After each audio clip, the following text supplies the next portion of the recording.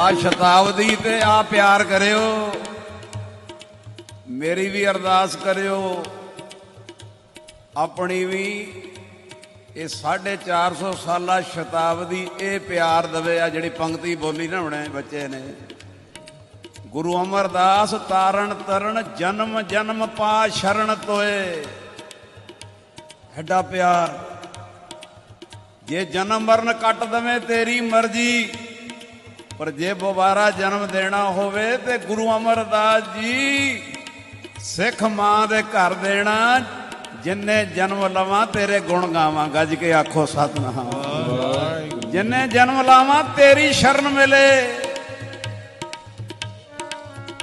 Guru Amardas Taran Tarn